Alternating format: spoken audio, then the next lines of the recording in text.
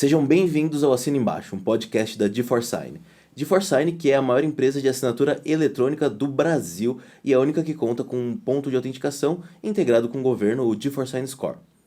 Hoje aqui comigo de co-host eu tenho o Guilherme Nelli. E aí, Brunão, tudo bem? Nosso diretor de arte da G4Sign. Temos a G4Sign em peso aqui praticamente. Muito peso. Muito peso. E o nosso convidado hoje é o Eric Cruz. O Eric Cruz é o cofundador da Brasil Bitcoin. A gente trouxe ele aqui para falar um pouco sobre o que é o Bitcoin, né? Acho que sobre o que é o Bitcoin já foi, né, Eric? Mas a gente entender como está o mercado hoje, o que está acontecendo com o Bitcoin, né? No período que a gente está gravando esse podcast, o Bitcoin, as criptomoedas, elas estão numa baixa, né? Discutir um pouco o que está acontecendo, qual é a tecnologia por trás e como a gente pode usar isso melhor. Eric, muito prazer por estar aqui com a gente, muito prazer em vir bater um papo com a gente. Eric, me conta um pouquinho sobre a Brasil Bitcoin. Qual que é o objetivo dela, o que ela faz? Me fala um pouquinho dela. Bom, prazer é meu em estar aqui, né, com vocês. Primeiramente, a Brasil Bitcoin surgiu para tentar tapar um buraco no mercado que a gente encontrou, que é principalmente o atendimento ao cliente, né? A gente operava com os concorrentes e via que, assim, dava um problema, era 2 dias para responder por e-mail. A gente queria trazer o contato mais próximo, cliente-empresa. Então, a gente decidiu, vamos fazer a nossa própria corretora. Isso focado no mercado Brasil? Focado no mercado brasileiro apenas, né? Entendi. A gente tem interesse em expandir para América Latina, enfim, mas primeiro o Brasil, depois Mas o resto. eu digo, vocês viram esse gap foi visto no mercado brasileiro, né? Sim. Pô, eu tenho as operadoras de cryptocurrency exterior, elas são mais difíceis de se comunicar, a gente tem algumas no Brasil, o atendimento não tá bom. E aí vocês criaram a Brasil Bitcoin, isso? Isso, exatamente. A gente começou criando a nossa plataforma do zero, né? Eu e o meu sócio, no início, a gente não entendia muito de programação, não entendia tanto, mas eu trabalhava com parte de programação de microcontroladores, né? E meu sócio fazia faculdade junto comigo lá em São Bernardo, na FEI, de engenharia mecânica. E a gente, vamos fazer a nossa corretora. Aí, beleza, a gente sentou lá na frente do computador, tentamos procurar algum código pronto na internet, mas, né, não tinha. E aí a gente partiu, vamos fazer do zero. Então, cara, a gente foi adquirindo conhecimento do zero realmente, porque a gente não sabia programar nada, até a plataforma pronta em 4 meses. A gente dormia... 4 meses. Caramba. A gente dormia 2 horas por dia, praticamente. Pra quem é da tecnologia sabe o que 4 meses significa. O que 4 meses pra lançar são. um produto tão grande, né? Não, e do zero, pois a gente não sabia nem mexer com banco de dados. Então, em 4 meses a gente saiu do zero para chegar num código versão 1, né? Que Funcional, é o nosso primeiro beta, né? funcional. E aí foi espalhando esse código, né? Tentando adquirir clientes na internet, que a gente acabou encontrando algumas pessoas que meio que abraçaram a ideia, incentivaram a gente bastante. Também encontramos muito hate, né? Assim, né? Sempre tem. Eu acho que assim, ainda existe muita mística em torno do que é um Bitcoin, né? Cara, as pessoas hoje elas têm medo de usar aplicativo de banco. Sim. Sim. Quem dirá investir num ativo que é tão volátil, eu diria? E me E que corrija se eu nem estiver existe errado. de verdade, né? Se você parar pra pensar. Exato. Fisicamente ele não existe. Ele é representativo, principalmente, né? E, cara, muito legal. Então, a gente estava até batendo um papinho antes de começar aqui a gravação, que vocês são totalmente bootstrap, né? A 100%. Brasil Bitcoin, ela é uma das principais referências em câmbio de Bitcoin no Brasil, né? E me corrija se eu estiver errado em alguma informação. E, cara, sem investimento estrangeiro, sem fundos de investimento. Não é nem investimento estrangeiro, sem fundos de investimento, totalmente bootstrap. Como é que foi ficar do tamanho que vocês estão? Igual a GeForce ainda é bootstrap, né? Não existe ainda Capitais Ventures por trás. E como é que foi esse processo? Como está sendo esse processo, Eric? Bom, assim, o nosso crescimento é absurdo. Se você pegar no primeiro mês que a gente iniciou o código, a gente começou a fazer marketing no Facebook. Primeiro mês a gente movimentou acho que R$5.000, somando todas as negociações de todos os clientes. Pô, pro primeiro mês é Tá sensacional. ótimo. Pra gente, a gente achou que ia ter o primeiro cliente depois de 3 semanas. Depois de 2 dias, a gente já tinha o pessoal que tava ali cadastrando, colocando R$10, R$5. para ver como funcionava o código. A gente não tinha dinheiro, então eu estava na faculdade, eu trabalhava num projeto lá, ganhava R$ 800 por mês de bolsa, né? Eu trabalhava no Fórmula, então eu não tinha dinheiro nenhum, eu só tinha meu tempo livre. E o meu sócio tinha um dinheirinho na conta dele ali, R$ 10.000, e foi o nosso capital inicial. Vamos investir. E aí a gente, para começar, converteu R$ 5.000 em Bitcoin e manteve R$ 5.000 em dinheiro, né? E colocou lá no livro para poder começar, né? Porque a gente não tinha nenhum player por trás para botar ordem, para Sem fazer... capital de giro, sem nada. A gente não tinha nada, a gente só tinha o código rodando e deixamos lá, né? No final do primeiro ano, que foi em dezembro de 2018, a gente estava movimentando cerca de R$ 100.000 já. Tipo, no primeiro ano. Caraca, no primeiro ano, E se a gente pegar a nossa curva de faturamento e de volume, ela faz assim, ó. Exponencial, É muito né? parecido com a curva do Bitcoin. Ela sobe muito, aí dá uma mantida. Acompanha um pouco o preço do Bitcoin, se você Porque observar, não tem né? jeito, né? É um ativo onde ainda existe aquele movimento de massas e Sim, tudo mais. sim. Qualquer tipo financeiro acaba acontecendo isso, né? E hoje a gente já tem um volume mensal, né? Só de negociações. Um volume mensal em torno de R$ 50 milhões na nossa plataforma. Em negociações. E tudo foi assim, um passinho de cada vez. A gente foi adicionando serviços, a gente foi adicionando produtos, sempre focado na qualidade do serviço prestado ao cliente. A gente trouxe um nível de automação gigantesco, que a gente fez o nosso código do zero, acredito. E você acha que tem mais ligação do brasileiro com brasileiro? Porque você falou que é o negócio do atendimento ao cliente, do contato, do carinho. Porque eu vejo que o brasileiro, às vezes, tem muito aquilo, não vou investir nisso porque é um capital estrangeiro, é um negócio que eu não conheço, e agora você vê com a tua plataforma trouxe isso mais para perto. Sim, na verdade, esse também foi o nosso segundo objetivo, né? Além da qualidade no atendimento, é trazer as criptomoedas para o dia a dia. Uhum. Então, por exemplo, o Bitcoin você não pode chegar e usar ele para pagar um cafezinho, por exemplo, porque, enfim, a taxa é muito alta. Uhum. Existem diversos problemas de operação hoje, porque o Bitcoin recebeu um valor muito grande, né? Ele hoje vale muito. Então, essas operações menores começam a ficar mais complicadas. Porém, com o domínio da tecnologia que a gente trouxe, a gente conseguiu integrar na conta dos clientes, por exemplo, um cartão de débito. Então, você tem o seu saldo em Bitcoin, você vai comprar o cafezinho, você passa o seu cartão na padaria, a padaria vai receber como se fosse um cartão de débito normal. Mas está debitando no da nosso tua carteira. sistema, ele converte na hora. Então, no momento em que você passa o cartão, deu R$ 10, ele vai converter o equivalente a R$ 10 no nosso livro de oferta e vai fazer o pagamento pro lojista. E deixa eu fazer uma pergunta do risco disso, né? E, cara, pelo amor de Deus, se estiver falando besteira, me corrige, tá? Eu sei que o processo de transacionar o Bitcoin, ele não é rápido, ele não é instantâneo. Né? Existe todo um tempo para uma transação ser validada, né? Sim. Um tempo médio ali, uma capacidade de processamento necessária. Então, eu imagino que, de alguma forma, vocês aportem esses R$ 10 e depois vocês façam a conversão, pressupondo que vocês vão absorver o risco. Mais ou menos. Na verdade, o risco que a gente absorve é o risco da variação de preço. Por quê? A nossa plataforma, apesar do Bitcoin ser descentralizado, a nossa plataforma é um nó. Então, é um ponto centralizado dentro de milhares de pontos que funcionam E aí vocês em têm um conjunto. ledger ali de todo o histórico e tudo mais. Isso, exatamente. Então, a gente tem a nossa carteira, né? Então, para o cliente poder operar esse dinheiro, primeiro ele tem que depositar. O dinheiro tem que estar na nossa custódia. Então, uma vez que eu tenho a custódia do dinheiro, eu só vou ter o risco, assim, por exemplo, ele executou num preço X agora na hora de passar a maquininha.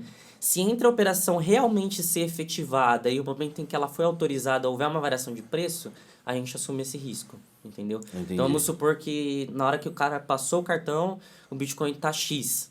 E nesse meio tempo de processamento ele passou a valer 2x, eu vou perder, né, o proporcional nessa operação, porque ele dobrou de preço Sim. enquanto a operação era processada. Porém, isso ocorre tão rápido que esse risco praticamente inexiste. A operadora de cartão, por exemplo, ela tem um limite para a gente de tempo de resposta. Se eu não me engano, é entre 400 e 500 milissegundos que o nosso servidor tem para responder, senão ela já recusa. Então, essa operação tem que acontecer em 300 milissegundos. Então, o preço não vai dobrar em 300 milissegundos, entendeu? Entendi. E faz quanto tempo que existe a Brasil Bitcoin?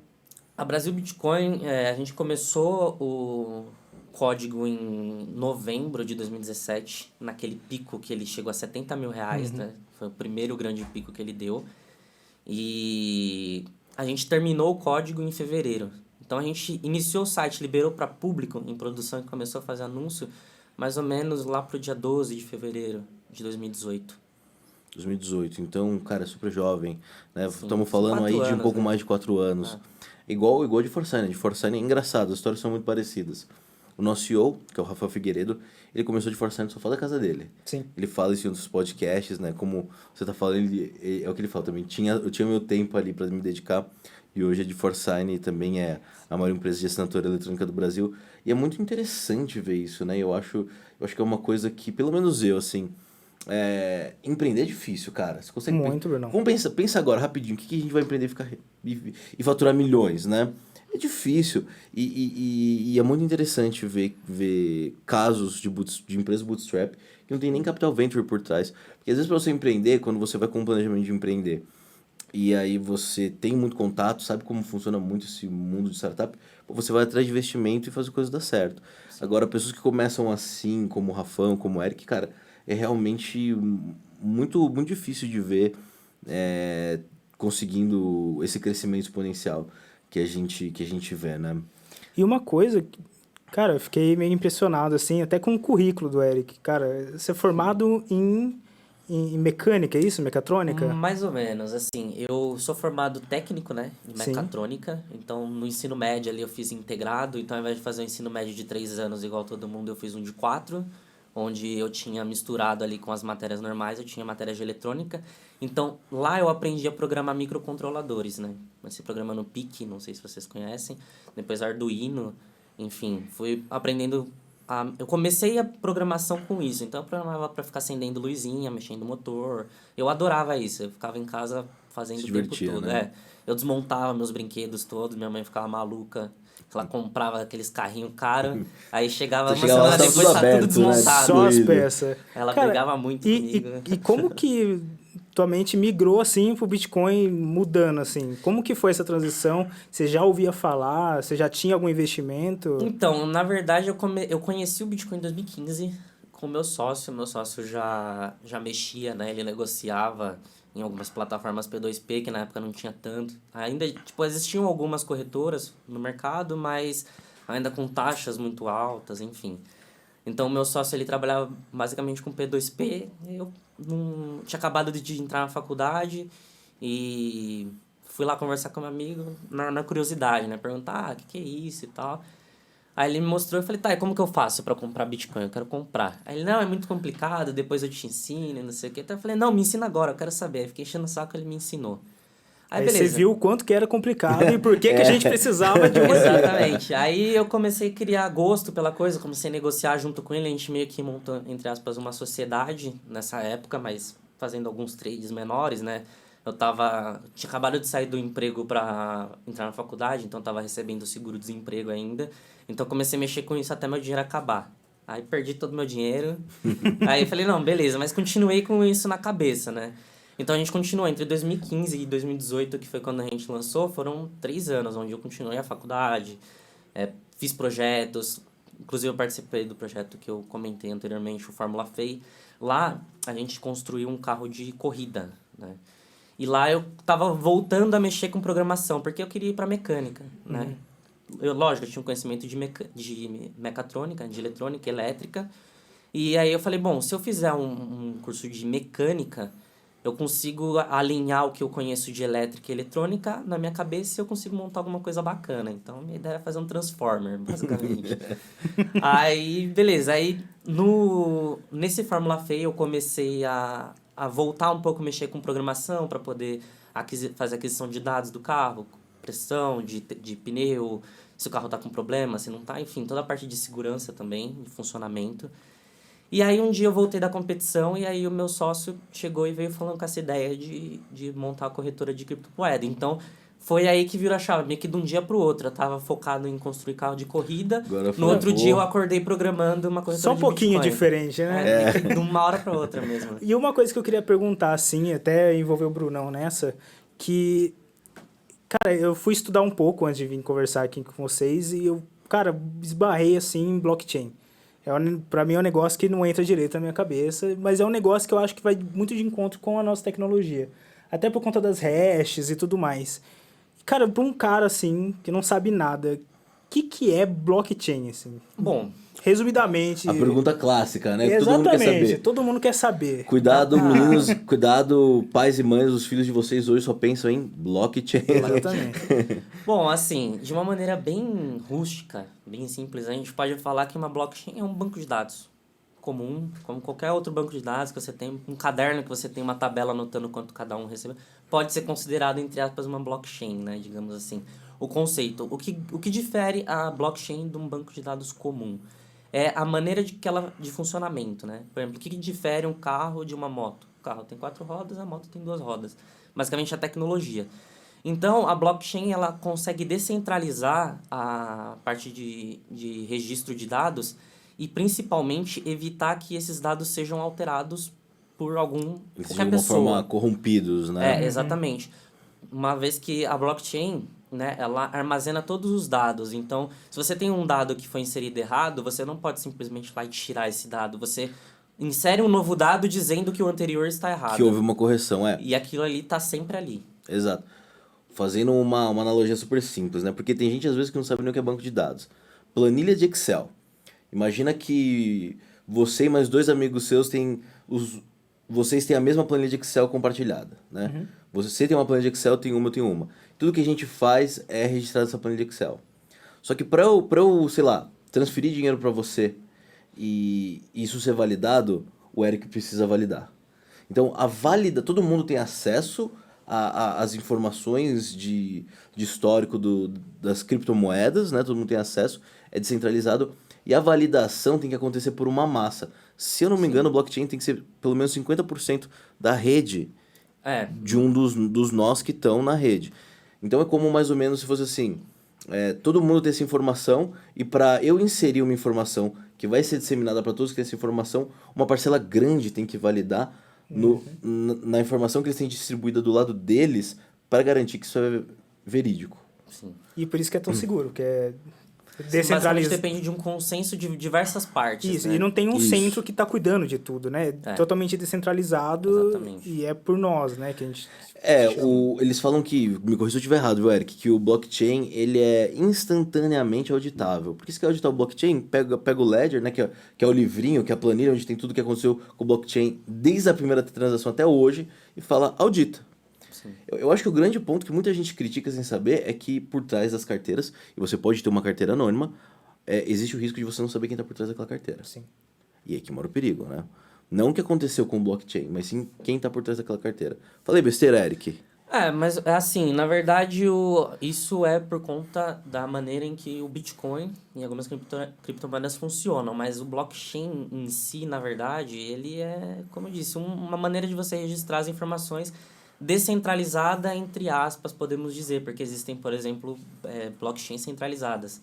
Você pode usar esse serviço, por exemplo, você tem uma empresa e você tem várias sedes, uma em cada estado do Brasil. Cada empresa tem os processos internos, todas as informações internas e você precisa integrar as funções em um sistema único.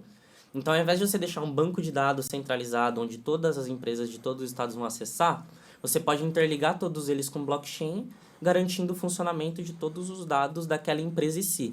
Então, não necessariamente tem a ver com identidade, a blockchain ela vinha sendo desenvolvido, o conceito, e também muita gente pensava no problema de você fazer transações, né? Como distribuir isso de maneira global, né? E aí exatamente, por exemplo, hoje você quer enviar, sei lá, 100 mil reais, né? Vamos dizer, 100 mil dólares você quer enviar para uma empresa lá na Europa. Como você vai fazer isso? Você vai ter que procurar um banco aqui no Brasil para poder fazer o câmbio de reais. Esse banco vai entrar no sistema internacional de pagamentos. Enfim, existe uma burocracia muito grande e assim você tem um custo gigantesco. Fora também que os bancos meio que excluem algumas pessoas do sistema de pagamento tradicional. Existem Pessoas muitas politicamente pessoas... expostas, Não, tudo também, mais. mas pessoas que também às vezes não podem. Não sei se você conhece, mas tem muita gente que, por exemplo, não consegue abrir conta em banco, porque o banco simplesmente não abre por algum motivo Específico ali. específico ali. Pessoas que não E conseguem se introduzir no na sistema bancarização bancário. do país, né? Exatamente. E aí, quando o Bitcoin foi criado, ele em nenhum momento foi criado, vamos criar algo para as pessoas investirem. Não. Ele foi criado para resolver o problema de transferir dinheiro sem que você dependa de um terceiro validador. Legal. Entendeu? Você Entendi. tira todos os intermediários. Então, como que eles fizeram? Aí, usando o conceito de blockchain que estava sendo desenvolvido lá nos anos 2000, alguém ou um grupo de pessoas pensou, pô, e se a gente fizer algumas alterações aqui e transformar isso numa moeda? Então, criaram o Bitcoin para ser uma moeda para todo mundo. Então, pô, o banco não quer abrir uma conta para você, não tem problema. Baixa o Bitcoin no seu computador, cria sua Cria carteira sua e você carteira. tá dentro.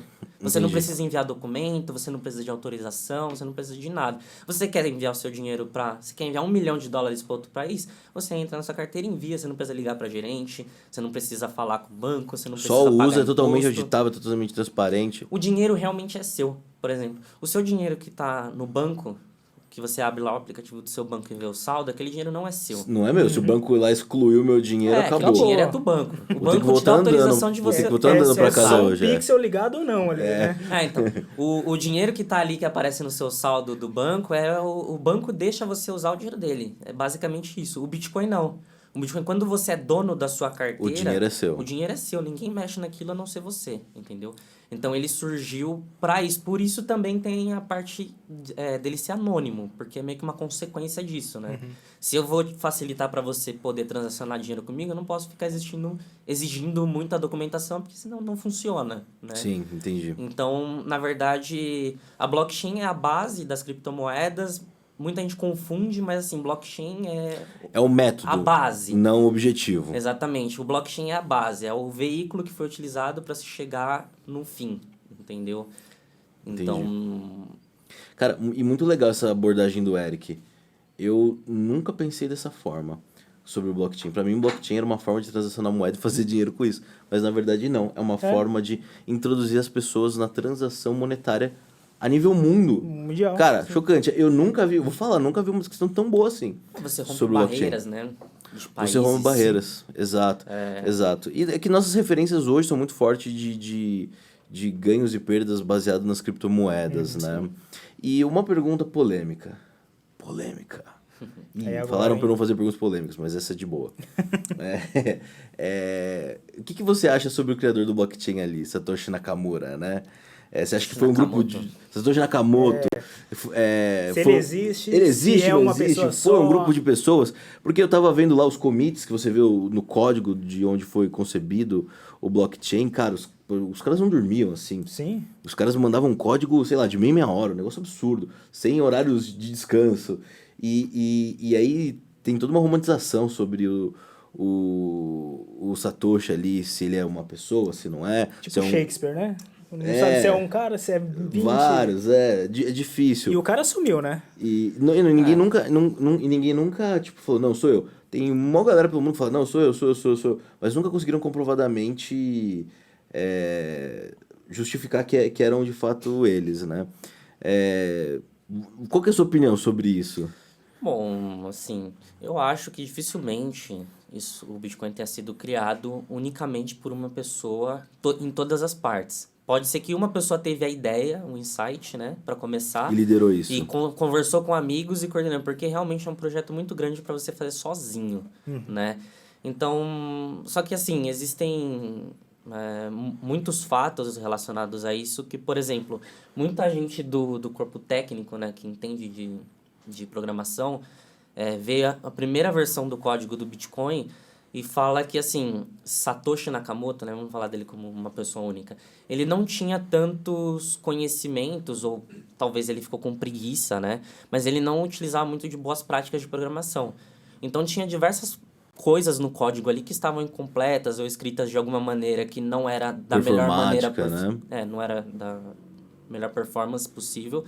E ele veio evoluindo sempre. Então, assim, eu acredito que esse Satoshi Nakamoto, né, uma ideia que foi criada, e justamente com esse objetivo, tipo, Porque assim, se existisse um criador, um cérebro físico real, que você pudesse apontar um CPF, que fala, essa pessoa criou o Bitcoin, eu acho que ele não teria o ideal que ele traz hoje, que ele Que tem. é muito maior, né? Entendeu? O ideal dele é descentralizado, você não tem um governo por trás, você não tem uma empresa por trás, você não tem... É todo mundo descentralizado, cada um é dono do seu. Então, como que você vai trazer algo com essa ideia por trás, tendo um criador? Tipo, meio que entra em conflito o conceito, né?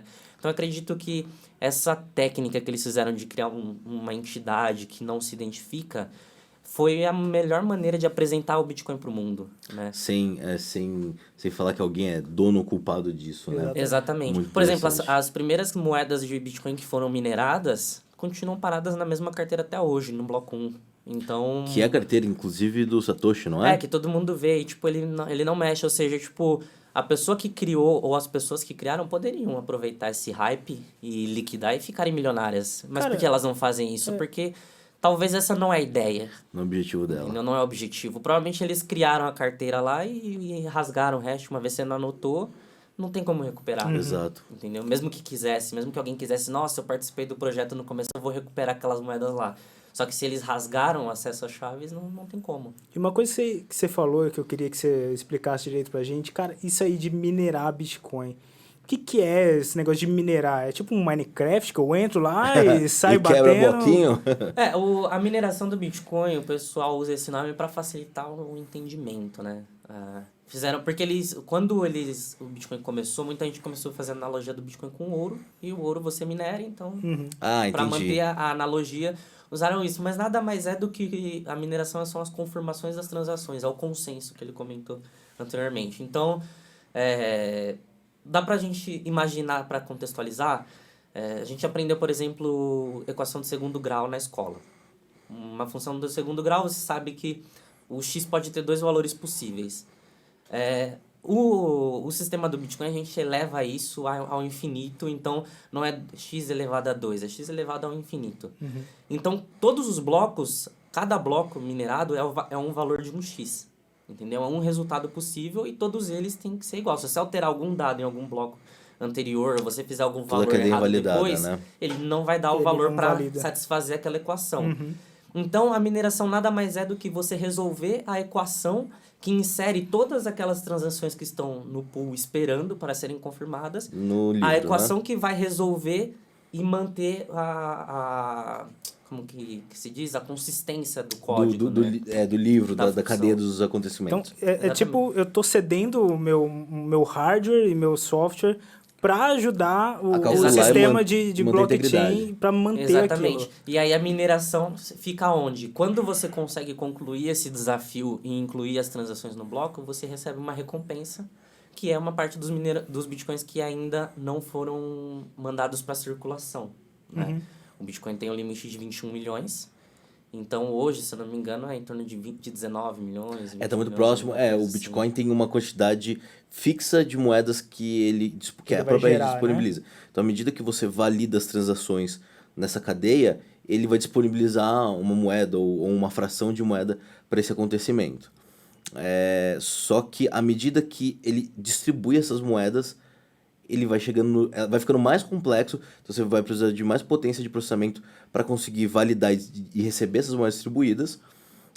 E também ele vai se aproximando do fim dele. O Bitcoin foi desenhado com um fim, matematicamente com um fim, né, que são essas 21 milhões de isso moedas. na parte da emissão, né? Inclusive, Isso. a emissão, ela tem o halve, que o pessoal chama, que periodicamente ele vai diminuindo na metade a emissão, a quantidade de emissão. Porém, mesmo depois que o último Bitcoin foi emitido, na teoria ainda vai continuar sendo válido, as transações continuarão sendo válidas, por quê? Porque ainda tem as taxas que você paga, né, para poder fazer a transação. Então, hoje, como que funciona a mineração do Bitcoin em específico? Além dos Bitcoins que são distribuídos, cada bloco concluído, o minerador que minerou aquele bloco recebe também o valor da taxa. Então, Uma comissão, né? Uma taxa, uma comissão. Então, quando você vai inserir uma transação no Bitcoin, como que funciona por trás dos panos? Você coloca lá que você está enviando de um endereço tal para um outro endereço, um valor X de Bitcoin, e essa informação é um arquivo, como se fosse um arquivo do Word, um arquivo do Excel, que tem um peso. A taxa é cobrada em cima do peso, a quantidade de bytes. E aí você pode pagar uma taxa maior por kbyte. Os mineradores sempre vão dar preferência para quem pagar a maior taxa. Então, quanto maior a taxa você colocar, mais rápido a sua transação vai ser confirmada. Mas você fala, não, eu não tenho pressa para receber esse dinheiro na carteira, eu posso esperar. Você pode botar uma taxa pequenininha, e aí daqui, sei lá, algumas horas ou alguns dias o valor vai constar, porque uma hora aquela transação vai ser confirmada, ela não vai ficar ali para sempre. Exatamente. Entendeu? É importante Mas falar. a prioridade é para quem paga mais. É importante falar, não é porque a emissão de Bitcoin vai acabar que o mercado vai acabar, né? Eu acho que esse é o grande ponto. A emissão, eu acredito, tá? Eu não sou especialista em economia, eu posso estar falando besteira. Economistas me desculpem. Eu acredito que a limitação da distribuição de moeda do Bitcoin é por uma questão de viabilidade e controle inflacionário ali, né? Que eu acho que o Satoshi pensou no primeiro momento. O grupo, né? Pensou no primeiro momento. Mas hoje eu acho que o Bitcoin transcendeu muito mais que simplesmente um modelo transacionário aí distribuído, né? Eu acho que hoje ele é um meio de ativos, né? E isso não acaba. Isso não acaba. Agora, puxando esse gancho aí de economia, né? Cara, pergunta que não quer calar. Como que a gente fica rico com o Bitcoin? Não, brincadeira. A gente estava falando um pouquinho antes de começar a gravação do podcast sobre a volatilidade dos valores do Bitcoin. A gente, na gravação desse podcast, ele tá com uma baixa histórica, né? Ele tá a $30 mil, $33 mil, né? Chegando aí, pouco mais ainda que R$100 mil, mas, cara, ele tava a $300 mil, não era isso? Sim, ele chegou a $37 mil, alguma coisa assim, 36 mil. Em 2021 bateu 340 mil reais, né? Agora tá em $19 mil. Isso. Não, falei tudo errado. Escutem o Eric, não me escutem. Isso. Cara, por que isso acontece? O que isso acontece? Quais são os riscos de se usar o Bitcoin? Bom, a primeira coisa, assim, a gente tá conversando hoje falando da baixa histórica, enfim. Só que se a gente voltar, por exemplo, para 2017, que foi quando a gente começou a programar Brasil Bitcoin, o Bitcoin estava na alta histórica, onde ele custava 70 mil. Então, é meio relativo isso de alta e baixa com o Bitcoin. Porque, assim, se você comparar com os 300 mil que ele estava alguns meses atrás, realmente está na baixa. Mas se você comparar com o início, ele está numa alta gigantesca. Então, mas se você pegar o investidor clássico, que ele quer comprar e vender e ganhar em cima da transação, o investidor de bolsa, o investidor de broker clássico ali. O anjo, né? Não anjo, mas o investidor clássico. Ele quer vender e ganhar. É um mercado para isso? Bom, Como que esse cara se protege? Então, as criptomoedas são investimentos de altíssimo risco, né? Como você comentou anteriormente, o grande problema é a volatilidade que existe no mercado, por exemplo. Mas ela é previsível, ela é imprevisível? Não, é uma volatilidade totalmente imprevisível. Você pode usar alguns fatores para tentar justificar o mercado. Que nem do mercado tradicional é previsível, né?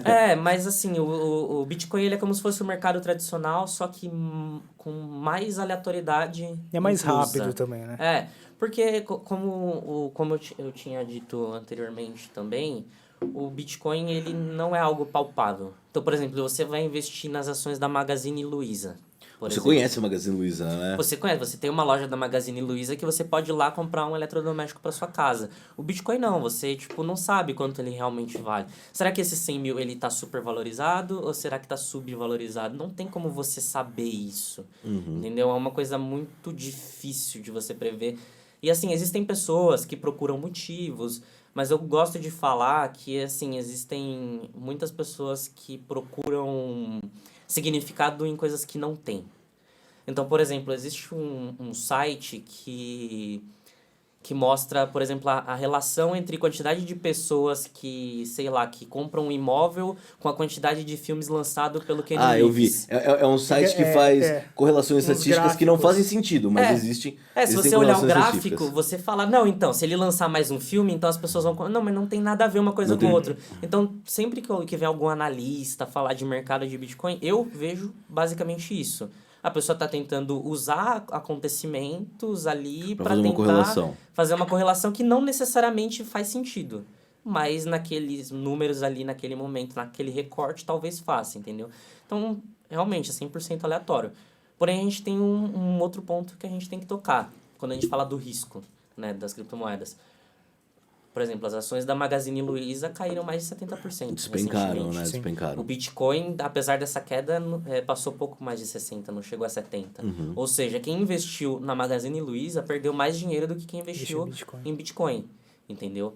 Então, é relativo. Porém, a Magazine Luiza, você tem um pouco de previsibilidade, porque, como eu disse, é uma loja física, Eu você acho que pode no ver. pequeno e médio prazo você tem mais previsibilidade. No pequeno e médio. No pequeno e médio, mas no longo eu acho que o comportamento pode acabar sendo até muito parecido. Né?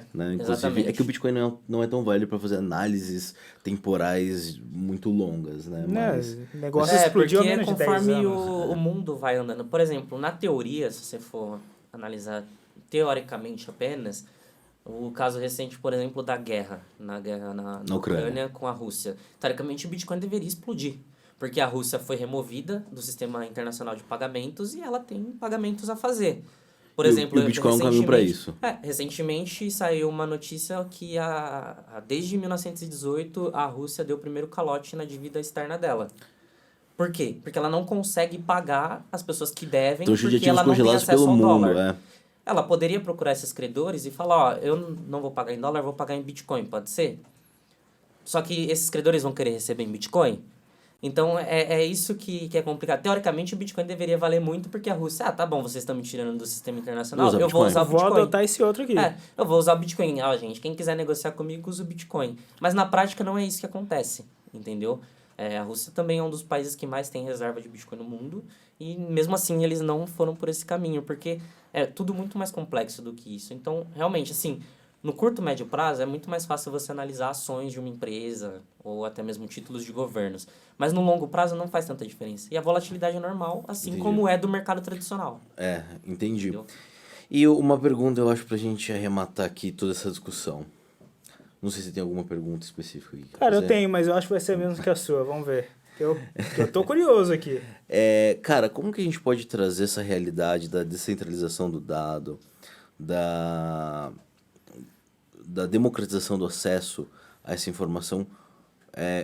E hoje muita gente vê o blockchain, né, que é a rede P2P por onde o Bitcoin é operacionalizado, como algo muito distante, né? Pouca gente sabe que quando vocês usavam o Kazaa para baixar filme era rede P2P também. Mas o Ares, tudo por rede P2P. Como que a gente consegue fazer um paralelo disso para a função disso dentro das empresas privadas? Existe uma forma de conectar as coisas? Você fala da blockchain ou do Bitcoin em si? Vou trazer um exemplo. Da blockchain, vou trazer um exemplo. Existe um framework que é para construir redes blockchains privadas, que é o Hyperledger. Não sei se você já ouviu falar, ele é escrito em Go. Desculpa o tecniquice aí, galera. E assim, hoje eu vejo muita empresa adotando algumas técnicas de blockchain, principalmente empresas que são extremamente... Tem muitas unidades ali, precisam de uma validação de informação muito precisa, usando essas redes, esses frameworks de blockchain privados, né? Sim. E também você pega se você pegar a Ethereum, né? A Ethereum é uma rede que tem uma utilidade além da moeda, Sim. né? Como que você vê um paralelo entre a iniciativa privada e essas redes blockchains aí? Bom, na verdade, como também eu acabei comentando, a blockchain, né, é um banco de dados, né, em resumo. Então, a iniciativa privada, ela precisa de banco de dados para tudo, né? Você tem uma empresa, independentemente do tamanho dela e de como funciona, você tem um banco de dados ali por trás. E a blockchain, ela traz a agilidade, como a gente comentou, na validação das informações em tempo real, controles de estoque, enfim, existe uma infinidade de aplicações que você pode Controle ter. de estoque, putz, isso é animal. Meu, Eu quero saber como está meu logística. estoque de um estado e como que está o outro para, o blockchain te garante Controle isso de, em por tempo exemplo, real, você tem uma né? distribuidora, você consegue controlar onde estão os seus caminhões e ver se está tudo certo com eles, a manutenção. Uma empresa de energia, por exemplo, pode controlar com blockchain ali a parte de consumo de energia por parte dos clientes. Enfim, existe uma infinidade de aplicações que você pode usar. Basicamente, assim, você tem algum dado que precisa ser consultado por diversas pessoas em tempo real, põe uma blockchain que você vai ter uma ótima usabilidade, entendeu? Show. É basicamente isso. Então, não existe na minha cabeça, pelo menos esse fio, tipo, público, privado. É uma ferramenta. Um martelo, ele serve para você martelar um prego, seja aqui, seja em outro lugar, seja você um funcionário público, seja você o dono de uma oficina particular. Pô, mas é um martelo, um super martelo, super né? martelo. Do Chapolin, cara. Tem alguma pergunta aqui? Cara, eu quero ficar rico amanhã, assim, como que eu... Brincadeira. Mas pra um cara que tá começando hoje, assim, ele quer muito começar a investir em Bitcoin, mesmo com todos os riscos e todos os acertos que tem. Que conselho, ou como que você instruiria esse cara? Bom, a primeira dica, assim, que eu tenho para qualquer investimento, seja em Bitcoin, seja em qualquer tipo de investimento, é assim, você não pode colocar um dinheiro que vai te fazer falta. Então... O dinheiro que você esquece lá. Isso. É o dinheiro, Ah, vou assim, botar o dinheiro do meu aluguel aqui nesse Bitcoin e vou tirar daqui uma semana. Pô, meu amigo, talvez você não tenha mais esse aluguel aí. Vai ficar sem Bitcoin e sem aluguel. Sem aluguel Exato. também. Então assim, o mais importante antes de você começar a investir é você ter uma reserva de emergência, um dinheiro para você ali não ter que mexer. Segunda coisa eu, particularmente, o meu dinheiro pessoal, eu invisto no hold, que o pessoal chama, né? Eu compro e guardo e deixo lá, entendeu? Esqueço. Você quer fazer day trade? Beleza. Primeira coisa, procurar uma corretora confiável. E segunda coisa, procurar as taxas.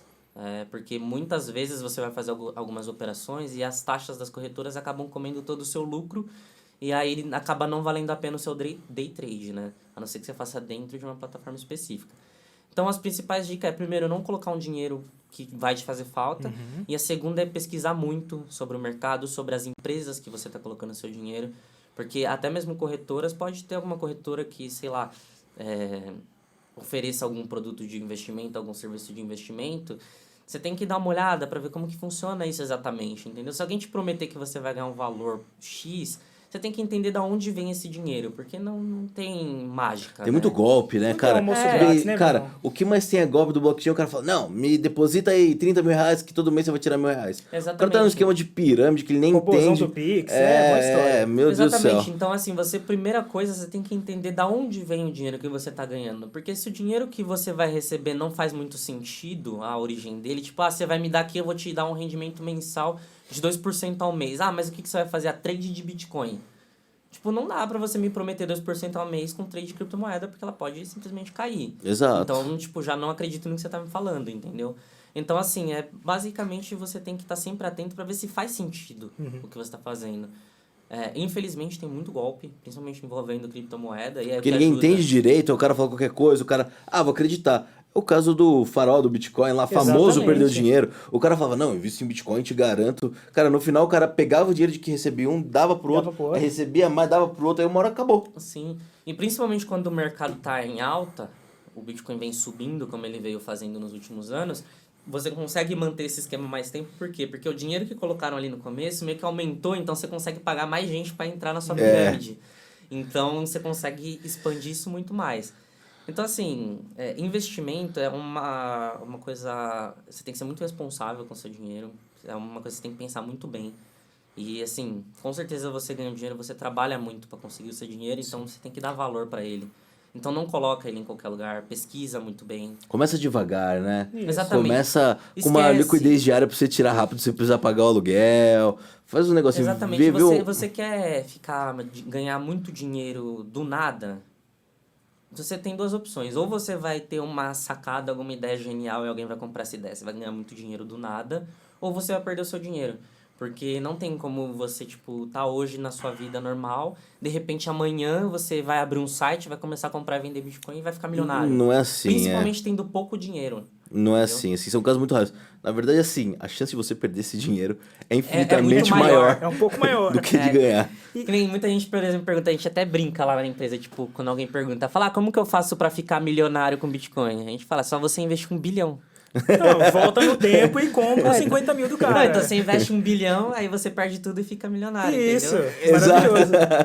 Cara, e uma coisa que eu queria te perguntar, assim, também, não sei se você tem uma visão utópica ou distópica, assim, mas daqui a uns 10, 20 anos, o que você vê, assim, do Bitcoin? Ele já vai estar espalhado pelo mundo em mais aplicações? Você acha que vai se tornar sei lá, um tipo de moeda universal? Bom, no começo, quando o Bitcoin começou, eu acreditava, assim, que ele iria substituir o dinheiro físico no mundo e não existe mais real, não existe mais dólar, você só Bitcoin no mundo Imagina? inteiro. Cara, que distopia, Eu hein? realmente Sim. acreditava nisso, Black porém, Mirror. conforme o mercado foi evoluindo e as coisas foram evoluindo, isso se mostrou totalmente impraticável, pelo menos com o Bitcoin, né? O Bitcoin, eu acredito que ele é uma ótima ferramenta para transações de alto valor.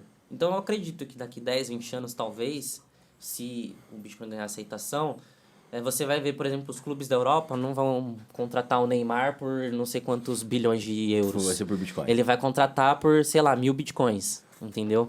O governo dos Estados Unidos vai fazer parceria para comprar insumo do governo brasileiro. Não vai pagar em dólar, vai pagar em Bitcoin, entendeu? Agora, no dia a dia das pessoas, eu acredito que a moeda local de cada país ainda vai continuar por muito tempo. Porque a necessidade, o Estado, e não importa se é um Estado mínimo ou não, a necessidade do controle das cadeias financeiras. Qualquer Estado. E os que não têm nenhum controle da cadeia financeira têm problemas muito graves, né? Então sempre você vai ter uma necessidade de centralização e controle. Né? Na verdade, não é nem tanto essa questão da necessidade de centralização e controle, né? É porque, como já foi dito anteriormente, você vai pagar, por exemplo, numa transferência de 1 bilhão de dólares de Bitcoin, você vai pagar uma taxa, sei lá, de 100 dólares. Só que essa mesma taxa é para você transferir 10 dólares. Então, não faz sentido você pagar 100 reais, 100 dólares de taxa para transferir 100. Então, é Entendi. inviável tecnicamente falando. Tecnicamente, como Mas- funcionam as estruturas. E o quanto exatamente, isso é custa. inviável você Entendi. fazer a verificação de tantas transações que ocorrem no mundo, tipo, a capacidade de processamento necessária é muito maior do que o possível. Então, é mais pela limitação tecnológica em si. Agora, eu acredito também que tenha outras criptomoedas como realmente tem, que são criptomoedas menores, de valores menores, até com emissão infinita. A estrutura de cálculo mais otimizada, mais fácil. E essas aí é mais moedas barato mexer auxiliam nelas, no né? dia a dia das pessoas. Então, eu acredito que o Bitcoin como uma referência e as outras criptomoedas ali como um acessório, Permeando, ajudando no dia a né? dia das pessoas. Entendi. Mais ou menos o que a gente está fazendo, por exemplo, na Brasil Bitcoin. Você tem o cartão, então você tem o Bitcoin, a gente usa o real para pagar o lojista. Toda a operação é feita em real. Só que para você que está usando o cartão, você está pagando com Bitcoin. Entendeu? Então, assim, eu acho que no futuro o Bitcoin vai ser isso. Ele vai ser usado para movimentação de valores muito altos, porém você vai ter serviços em paralelo que poderão ser oferecidos. O próprio Bitcoin tem a Lightning Network também, que o pessoal está trabalhando muito. Não sei se vocês já ouviram falar. Não. Que é um sistema, é uma rede secundária de Bitcoin, onde eles pegam todas essas transações de valores pequenos, fazem uma rede paralela e no final eles aglomeram tudo como se fosse uma só e jogam na principal. Entendi. Entendeu? Porém, como é uma rede secundária de transações rápidas, seria instantâneo, então você poderia comprar o seu cafezinho pagando nada de taxa ou até mesmo um valor muito baixo, porém você abre brecha para ataques, né? Porque você tira um pouco da segurança do Proof of Work, né? Da moeda, para poder dar agilidade nas transações. Então, é uma balança que você tem, né? Aquilo, você não pode, tipo, ter tempo, ter muito dinheiro e ainda ter uma vida social boa, sabe? Você tem que saber escolher. Dois... No máximo dois É ali que uma você tríade, consegue. não dá pra escolher as três de uma vez. Exatamente. Uma tem que cair, legal. Exatamente. Então, eu acredito que é mais ou menos isso. Então, o Bitcoin, como ele é o primeiro, como eu disse, eu acredito que ele é vai ser a referência, né? referência e o resto sempre acompanha ele. Show, legal. Eric, muito obrigado por estar aqui com a gente hoje, por ter dado toda essa explicação enriquecedora. Ó, vou falar pra vocês, muito. a forma que o Eric explicou eu não vi em lugar nenhum, Eric. Parabéns, uma Obrigado. visão absurda Demais. sobre futurismo aí de Bitcoin, sobre o objetivo da rede, sobre os ensinamentos da rede, sensacional. E aqui termina o nosso episódio.